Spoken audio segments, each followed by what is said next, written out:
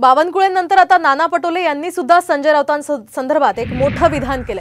संजय राऊतांनी नौटंकी बंद करावी आणि छोट्या कार्यकर्त्यासारखं बोलणं बंद करावं असे खडे बोल नाना पटोलेंनी राऊतांना सुनावले।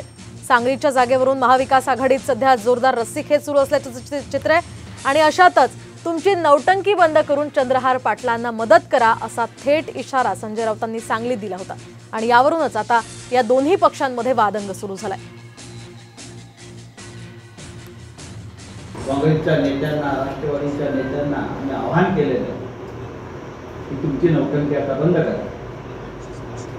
आणि महाविकास आघाडीच्या या परिवर्तन यात्रेमध्ये सामील व्हा। आज जर कोणी वेगळ्या मार्गाने राजकारण करून या सामान्य शेतकऱ्याच्या मुलाची कोंडी करत असेल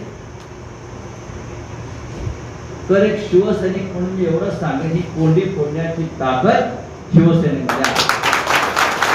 पहिले संजय राऊतांनी आपल्या नौटंक्या पूर्ण थांबवाव्यात। खरं तर ते एक मोठे नेते आहेत शिवसेनेचे, त्यांनी काय बोलावं त्याच्या एक मर्यादा त्यांनी ठेवाव्यात।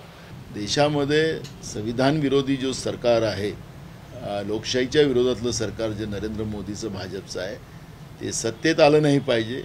लहान कार्यकर्त्यासारखं एका मोठ्या व्यक्तीने वक्तव्य करावं हे न पचणार आहे।